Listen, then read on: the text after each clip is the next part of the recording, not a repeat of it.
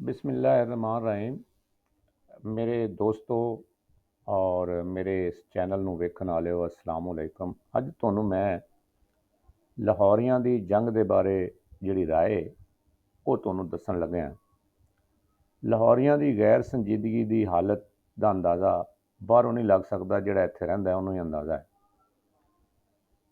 ਹਾਲਾਂਕਿ ਇਸ ਵਕਤ ਬਾਰਡਰ 'ਤੇ ਬੜੀ ਹੀ ਟੈਨਸ਼ਨ ਹੈ ਔਰ ਬੁਰੇ ਹਾਲਾਤ ਨੇ, ਲੇਕਿਨ ਅਗਰ ਤੁਸੀਂ ਲੋਕਾਂ ਨਾਲ ਇੱਥੇ ਗੱਲ ਕਰੋ ਤਾਂ ਤੁਹਾਨੂੰ ਅੰਦਾਜ਼ਾ ਹੁੰਦਾ ਹੈ ਕਿ ਲੋਕ ਇਸ ਜੰਗ ਨੂੰ ਇੱਕ ਮਜ਼ਾਕ ਸਮਝ ਰਹੇ ਨੇ ਜਾਂ ਜ਼ਿੰਦਗੀ ਮੌਤ ਦਾ ਮਸਲਾ। ਲਾਹੌਰ ਦੇ ਲੋਕਾਂ ਦੇ ਬਾਰੇ ਮਸ਼ਹੂਰ ਹੈ ਕਿ ਇਹ ਕਿਸੇ ਸ਼ੈ ਨੂੰ ਵੀ, ਕਿਸੇ ਗੱਲ ਨੂੰ ਵੀ ਸੰਜੀਦਾ ਨਹੀਂ ਲੈਂਦੇ। ਪਰ ਇਹ ਗੱਲ ਮੇਰਾ ਖਿਆਲ ਹੈ ਕਿਸੇ ਹੱਦ ਤੱਕ ਬਿਲਕੁਲ ਠੀਕ ਹੈ। ਇਹਦੀ ਇੱਕ ਬੜੀ ਤਾਰੀਖ ਵੀ ਹੈ। ਕਹਿੰਦੇ ਨੇ ਜਦੋਂ ਨਾਦਰ ਸ਼ਾਹ ਨੇ ਦਿੱਲੀ ਲੁੱਟ ਲਈ ਤੇ ਬੜੇ ਲਾਹੌਰੀ ਨੌਜਵਾਨ ਉਹਨਾਂ ਨੇ ਭਠੂਰੇ ਬੰਨੇ ਤੇ ਇਹ ਜਿਹੜਾ ਵਾਹਗਾ ਤੋਂ ਸਿੱਧੀ ਸੜਕ ਦਿੱਲੀ ਜਾਂਦੀ ਹੈ, ਇੱਧਰ ਨੂੰ ਤੁਰ ਪਏ। ਤੇ ਕਿਸੇ ਨੇ ਪੁੱਛਿਆ ਕਿੱਧਰ ਜਾ ਰਹੇ ਹੋ, ਤੇ ਉਹ ਕਹਿੰਦੇ ਅਸੀਂ ਜਾ ਰਹੇ ਹਾਂ ਦਿੱਲੀ ਵੇਖਣ ਕਿ ਨਾਦਰ ਸ਼ਾਹ ਨੇ ਕਿਵੇਂ ਲੁੱਟੀ। ਇਹ ਤਾਰੀਖੀ ਜਿਹੜਾ ਮਸਲਾ ਹੈ ਜਾਂ ਮੁਹਾਵਰਾ ਹੈ, ਇਹ ਬੜਾ ਮਸ਼ਹੂਰ ਹੈ। ਹੁਣ ਤੁਹਾਨੂੰ ਮੈਂ ਓਰੀਜਨਲ ਅਸਲੀ ਇਹਨਾਂ ਦਾ ਫੀਡਬੈਕ ਦੱਸਣਾ ਤਾਂ ਕਿ ਤੁਹਾਨੂੰ ਅੰਦਾਜ਼ਾ ਹੈ। ਮੈਂ ਆਪਣੇ ਮੁੰਡੇ ਨੂੰ ਪੁੱਛਿਆ, ਸੁੱਤਾ ਹੋਇਆ ਉੱਠਿਆ, ਮੈਂ ਕਿਹਾ ਯਾਰ ਹਾਲਾਤ ਬੜੇ ਖ਼ਰਾਬ ਨੇ ਤੇ ਜੰਗ ਦੇ ਹਾਲਾਤ ਨੇ, ਤੈਨੂੰ ਵੀ ਕੋਈ ਫਿਕਰ ਹੈ? ਉਹ ਕਹਿੰਦਾ ਪਾਪਾ ਜੀ ਛੱਡੋ, ਕਿਹੜੀ ਜੰਗ, ਕੋਈ ਜੰਗ ਜੁੰਗ ਨਹੀਂ ਹੋਣੀ, ਤੁਸੀਂ ਇਹ ਟੀਵੀ ਨਾ ਦੇਖਿਆ ਕਰੋ। ਚਲੋ ਜੀ, ਗੱਲ ਹੀ ਮੁੱਕੀ। ਅੱਛਾ ਜੀ, ਉਸ ਤੋਂ ਬਾਅਦ ਮੈਂ ਬਾਹਰ ਨਿਕਲਿਆ। ਮੈਂ ਇੱਕ ਡਰਾਈਵਰ ਉਹਨੂੰ ਪੁੱਛਿਆ, ਯਾਰ ਗੱਲ ਸੁਣ, ਹਾਲਾਤ ਬੜੇ ਖ਼ਰਾਬ ਨੇ, ਜੰਗ ਦੇ ਤੇਰੀ ਕੀ ਹਾਲਾਤ ਹੈ? ਕਹਿੰਦਾ ਸਰ ਜੀ ਛੱਡੋ, ਸਭ ਟੋਪੀ ਡਰਾਮਾ ਹੈ, ਇੱਥੇ ਕਿਹੜੀ ਜੰਗ ਹੋਣੀ, ਕੋਈ ਜੰਗ ਜੁੰਗ ਨਹੀਂ ਹੋਣੀ।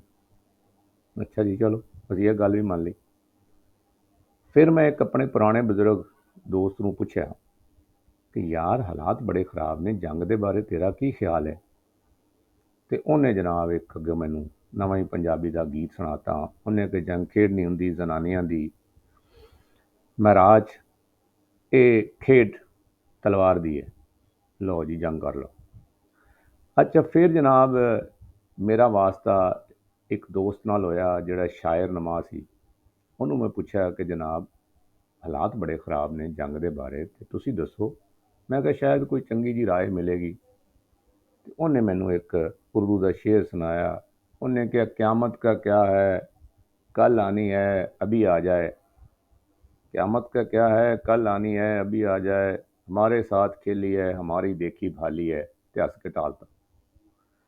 ਅੱਛਾ, ਮੈਂ ਬੜਾ ਹੈਰਾਨ ਹੋਇਆ। ਫਿਰ ਮੈਂ ਇੱਕ ਹੋਰ ਫੁੱਟਬਾਲਰ ਦੋਸਤ ਨੂੰ ਪੁੱਛਿਆ ਜਿਹੜਾ ਕੋਚਿੰਗ ਕਰਦਾ ਹੈ ਕਿ ਯਾਰ ਜੰਗ ਦੇ ਬਾਰੇ। ਉਹ ਕਹਿੰਦਾ ਛੱਡੋ ਅਰਸ਼ਾਦ ਸਾਹਿਬ, ਜੋ ਹੋਏਗਾ ਵੇਖੀ ਜਾਏਗੀ, ਕੋਈ ਜੰਗ ਜੁੰਗ ਨਹੀਂ ਹੋਣੀ, ਇਹ ਸਾਰੇ ਥੱਕੇ ਲੋਕ ਨੇ। ਅੱਛਾ ਜੀ।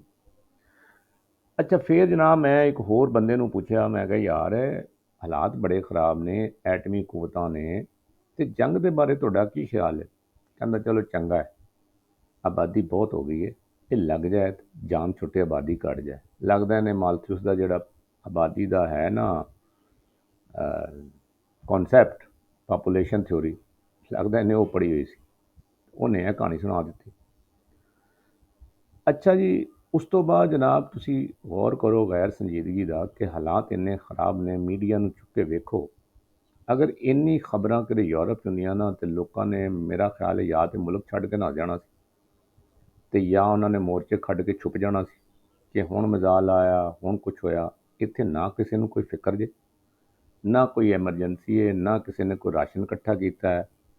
ਦੁਨੀਆ ਉਵੇਂ ਹੀ ਹੱਸ ਖੇਡ ਰਹੀ ਹੈ, ਕਿਸੇ ਨੂੰ ਕੋਈ ਪਰਵਾਹ ਨਹੀਂ। ਮੈਨੂੰ ਤਾਂ ਲੱਗਦਾ ਕੋਈ ਜੰਗ ਦੀ ਪਰਵਾਹ ਹੈ ਹੀ ਕੋਈ ਨਹੀਂ। ਜਿਵੇਂ ਸਿਰਫ ਖਬਰਾਂ ਤੱਕ ਨੇ, ਲੋਕੀ ਆਪਣੇ ਟਿਕਟੌਕ ਬਣਾ ਰਹੇ ਨੇ ਔਰ ਆਪਣੀ ਜਿਹੜੀ ਇਹਨੇ ਮਜ਼ਾਕ ਕਰ ਰਹੇ ਨੇ, ਔਰ ਰੰਗ ਬਰੰਗੇ ਲਤੀਫੇ ਔਰ ਇਹ ਹਾਲਾਤ। ਤੁਸੀਂ ਅਗਰ ਗੌਰ ਕਰੋ ਤੇ ਆਵਾਮ ਦਾ ਤੇ ਖਵਾਸ ਦਾ ਕਿੰਨਾ ਫਾਸਲਾ ਹੈ ਕਿ ਹੁਕਮਰਾਨ ਨੇ ਜਿਹੜੇ ਉਹ ਇੱਕ ਦੂਜੇ ਦੇ ਨਾਲ ਜੰਗੋ ਜਦਲ ਕਰਨ ਨੂੰ ਤਿਆਰ ਨੇ, ਔਰ ਆਵਾਮ ਦਾ ਇਹ ਹਾਲ ਹੈ ਕਿ ਉਹ ਆਵਾਮ ਹੈ ਜਿਹੜੀ ਉਹ ਜੰਗ ਨੂੰ ਜ਼ਿਆਦਾ ਸੰਜੀਦਾ ਹੀ ਨਹੀਂ ਲੈ ਰਹੀ। ਜਾਂ ਕਹਿੰਦੇ ਨੇ ਕਿ ਬਿਲਕੁਲ ਠੀਕ ਹੈ ਜੀ, ਫੌਰੀ ਹੋਏ ਚਲੋ ਚਲੀਏ। ਹਾਂ, ਇੱਕ ਗੱਲ ਜ਼ਰੂਰ ਹੈਗੀ ਜੇ ਤੁਹਾਨੂੰ ਮੈਂ ਦੱਸ ਦਿਆਂ ਕਿ ਇਹ ਸੂਰਤ ਹਾਲ ਨੇ ਪਾਕਿਸਤਾਨ ਦੇ ਵਿੱਚ ਜਿਹੜੇ ਇਖਤਲਾਫ ਸਨ ਉਹਨਾਂ ਨੂੰ ਜ਼ਰੂਰ ਮਿਟਾ ਦਿੱਤਾ ਹੈ, ਔਰ ਲੱਗਦਾ ਹੈ ਕਿ ਲੋਕੀ ਇੱਕੋ ਹੀ ਨੇ, ਇੱਕੋ ਹੀ ਕੌਮ ਬਣ ਗਈ।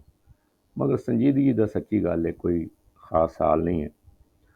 ਇਹ ਇਤਿਹਾਸ ਜੇ ਸਾਡੇ ਜਨਾਬ ਲਾਹੌਰੀਆਂ ਦਾ, ਜਿਨ੍ਹਾਂ ਨੂੰ ਜੰਗ ਦੇ ਬਾਰੇ ਕੋਈ ਖਾਸ ਫਿਕਰ ਨਹੀਂ ਹੈ, ਹੋਵੇ ਨਾ ਹੋਏ, ਇਹ ਆਪਣੀ ਜ਼ਿੰਦਗੀ 'ਚ ਮौज ਮਸਤੀ ਤੇ ਉਵੇਂ ਹੀ ਰਵਾਂ ਦਵਾਂ ਜਿਵੇਂ ਇੱਕ ਹੋਰ ਕੋਈ ਐਡਵੈਂਚਰ ਹੈ ਜਾਂ ਕੋਈ ਮੈਚ ਹੋ ਰਿਹਾ। ਬਹੁਤ ਸ਼ੁਕਰੀਆ, ਥੈਂਕ ਯੂ, ਅੱਲਾ ਹਾਫਿਜ਼।